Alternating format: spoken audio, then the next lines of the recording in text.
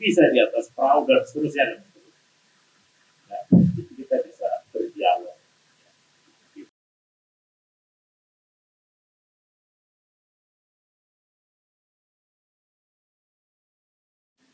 Selamat berjumpa kembali di podcast Kitorang Gemar Papeda bersama saya Resmoli Utajulu.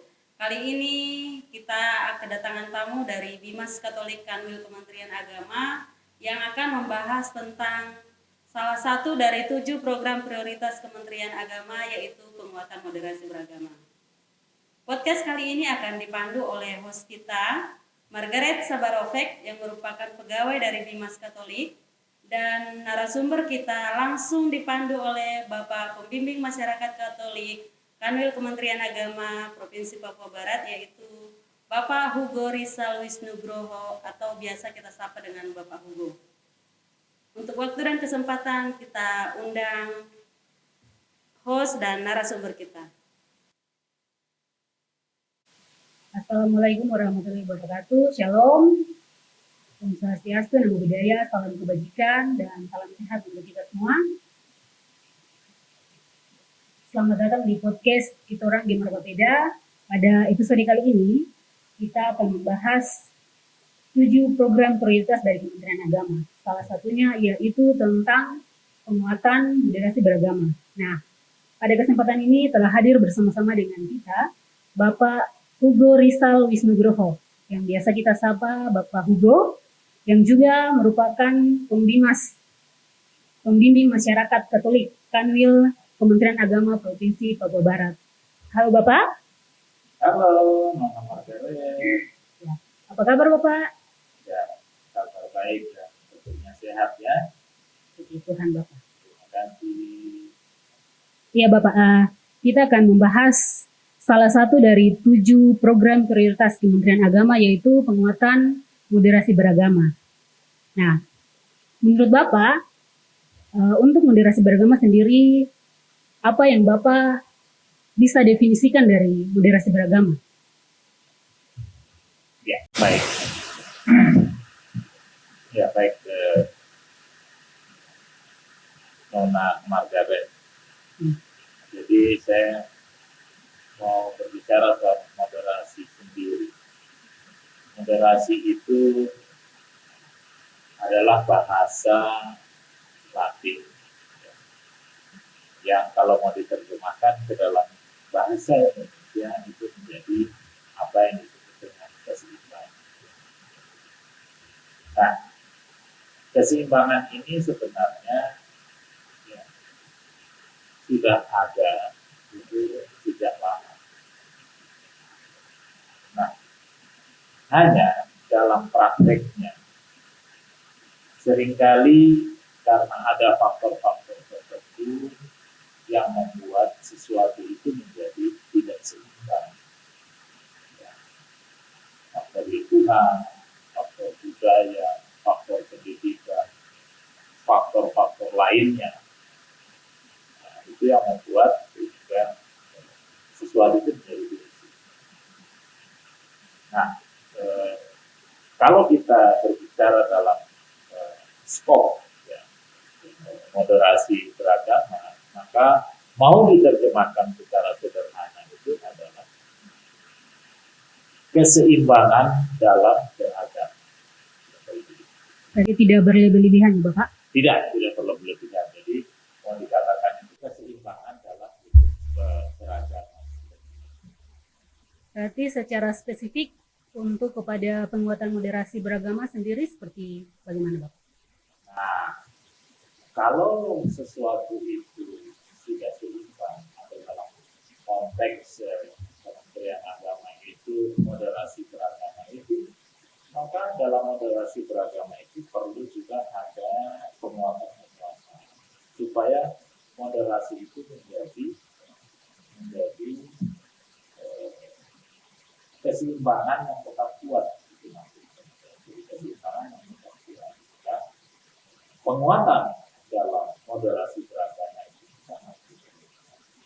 Ketika semakin dikuatkan, semakin dikukuhkan, semakin ditopang, semakin didukung, semakin disupport, maka keseimbangan itu akan menjadi sangat besar. Dan kemudian keseimbangan itu akan menjadi dasar. Maka itu akan muncul yang dibilang dengan konsep moderasi. Itu seperti kita menghargai perbedaan, meningkatkan pemahaman, dan juga nilai-nilai antar kelompok, antar agama itu dapat terjaga ya Bapak? Ya, benar. Jadi, apa isi daripada penguatan itu? Seperti yang tadi Nona Margaret sampaikan, bahwa harus harmonis, harus rukun, damai, ya, dan senantiasa toleran, ya, satu dengan yang lain. Nah, itu bentuknya seperti apa? Bentuknya tadi itu bagaimana kita menghargai perbedaan. Perbedaan itu kan macam-macam. Di Indonesia itu perbedaannya kan macam-macam. Beda suku, beda ras, beda agama, beda budaya, beda lingkungan, dan sejumlah perbedaan yang ada di setiap orang Indonesia yang mendiami pulau Indonesia ini. Itu harus dihargai perbedaan-perbedaan. Harus dihargai. Kemudian juga hal lainnya itu meningkatkan pemahaman beragama. Jadi setiap kita memang orang bilang, ya kami sudah paham agama kami. Nah, tetapi kan sejauh mana tingkat pemahaman itu. Kenapa demikian? Karena dalam kehidupan nyata kita, dalam dunia digital kita, dalam dunia digital yang canggih ini,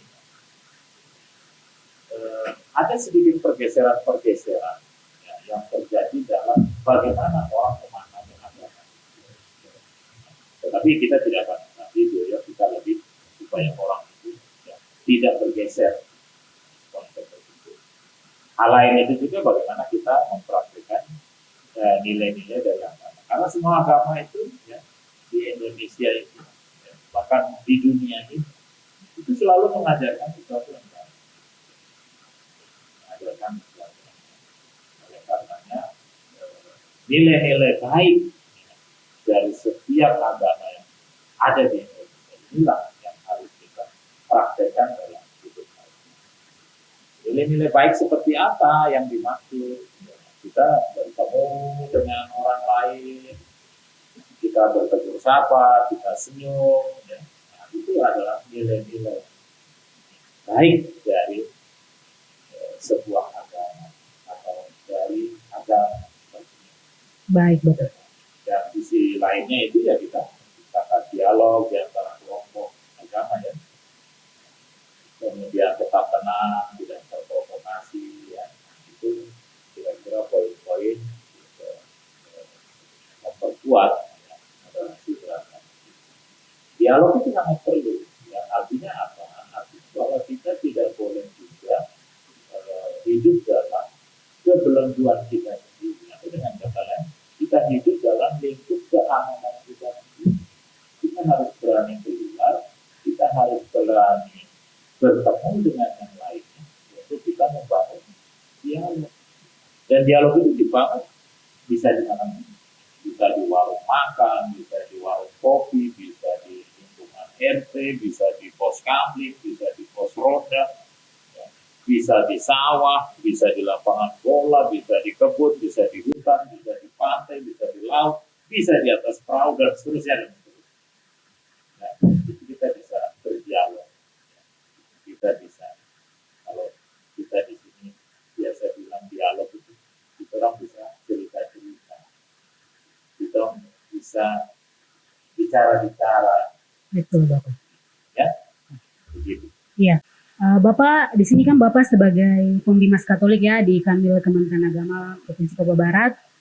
Kalau dari Bimas Katolik sendiri untuk konsep dari penguatan moderasi beragama ini sudah sejauh mana dijalankan, Bapak? Ya, karena Bimas Katolik itu adalah bagian dari Kementerian Agama dan apa namanya, sebagai sebuah organisasi ya, dalam menjalankan program-program nasional, ya, program-program pemerintah. Maka untuk mencapai moderasi beragama itu dalam Bimas Katolik, pertama itu tersedianya anggaran kegiatan.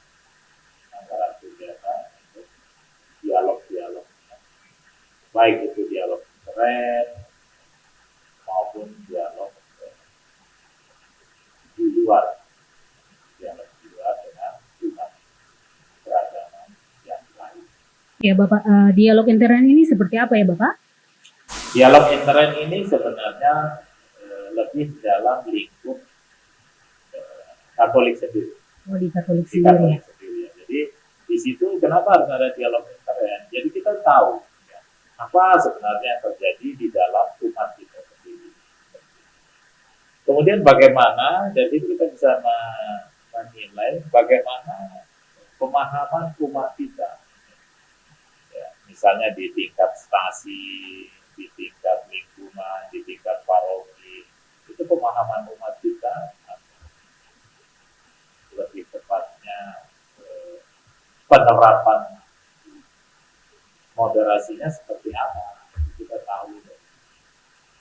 Jangan sampai kita terlalu sibuk keluar, sementara kita di dalam sendiri tidak paham.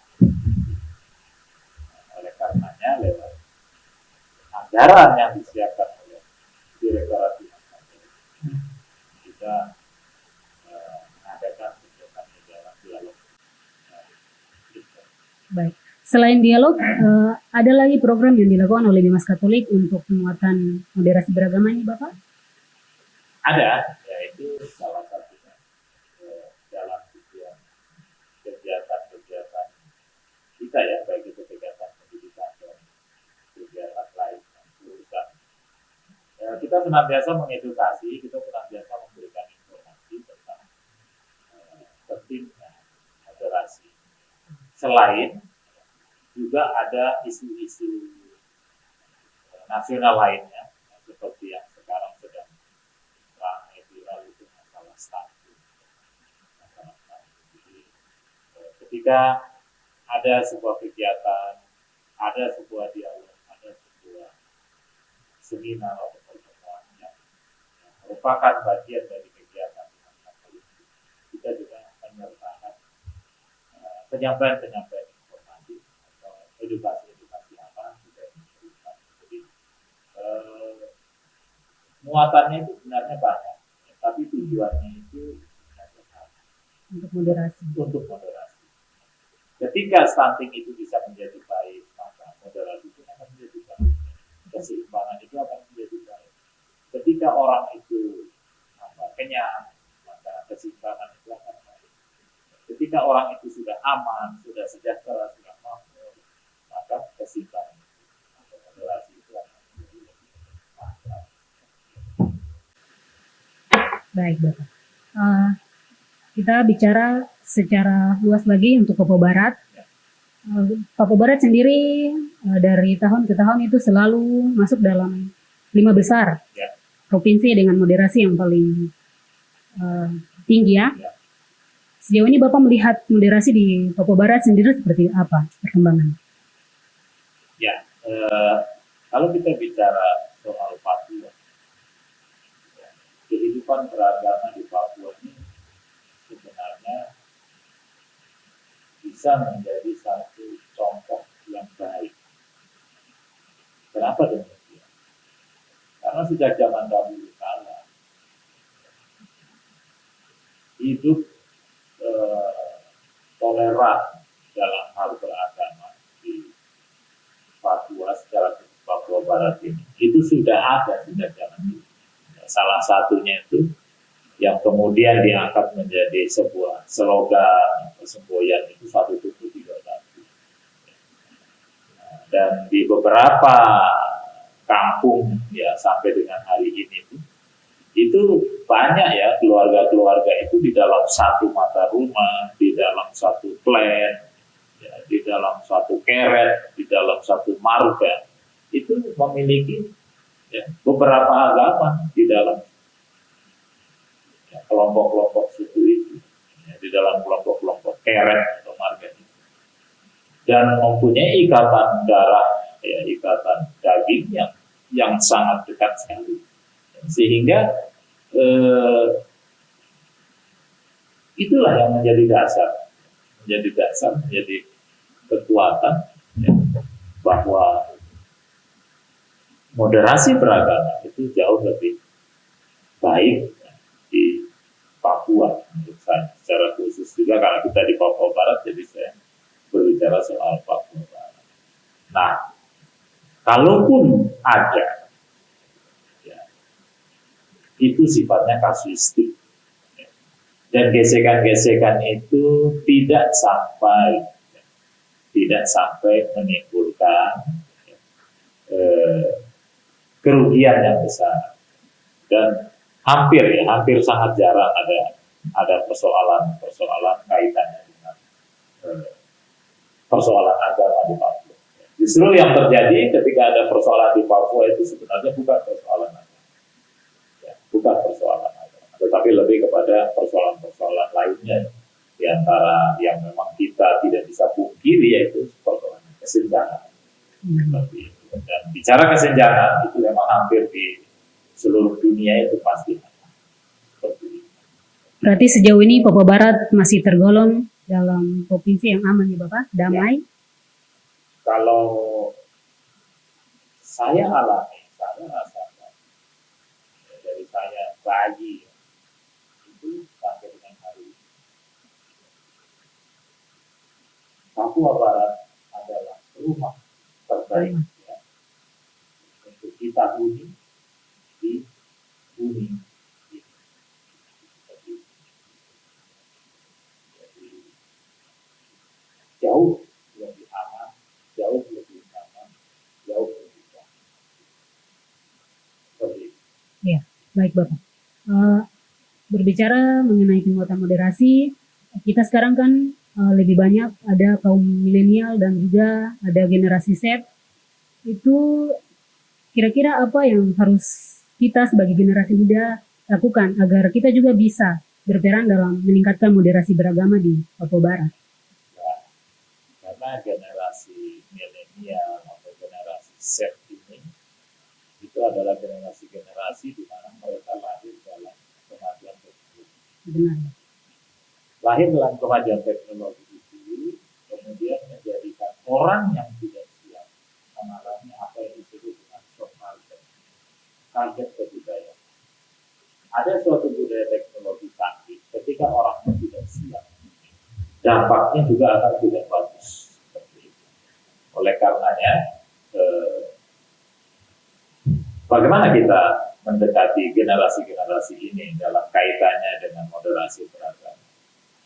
Kita lihat apa sih kesenangan mereka itu yang pertama. Misalnya mereka punya kesenangan adalah suka menggambar. Mari kita arahkan kepada bagaimana menggambar karikatur ya, yang bernuansa soal moderasi. Kemudian kita coba mengarahkan, misalnya dia suka video ya, bagaimana dia membuat video seperti itu. Atau dia suka menggambar, melukis dan sebagainya. Atau kreativitas lainnya ya, membuat patung ya. Mungkin dia bisa membuat sebuah patung moderasi ya. Atau dia suka sesuatu yang kecil-kecil, mungkin bisa buat miniatur apalah gitu ya, yang berbau-bau dengan moderasi. Jadi kita mencoba ya, selain ya mengangkat apa yang menjadi talentanya, kita juga membawa keahlian dan talenta yang mereka miliki kepada arah yang lebih positif. Iya, baik, Bapak. Terakhir, closing statement dari Bapak terkait dengan penguatan moderasi beragama. Baik, pada hakikat sebagai manusia yang hidup tidak sendiri di dunia dan pada suatu masa akan kembali kepada penciptaan. Jadi tetaplah keseimbangan itu menjadi salah satu jalan hidup untuk mencapai apa yang disebut dengan kesejahteraan.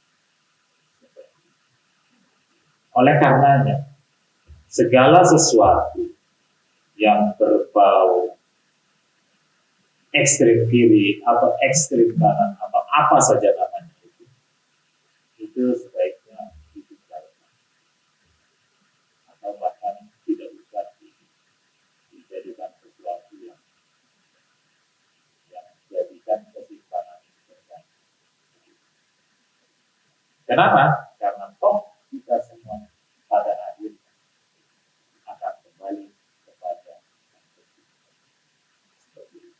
Ya, baik Bapak. Dan sesuatu yang kita buat baik di dunia ini akan menjadi bekal untuk kita nantinya berjumpa dengan Sang Pencipta. Itu yang menjadi akhir dari apa yang menjadi pembicaraan kita hari ini. Kemudian Nona Margaret. Baik Bapak. Terima kasih Bapak telah berkenan untuk hadir di podcast Kita Orang Gemar Papeda pada siang hari ini.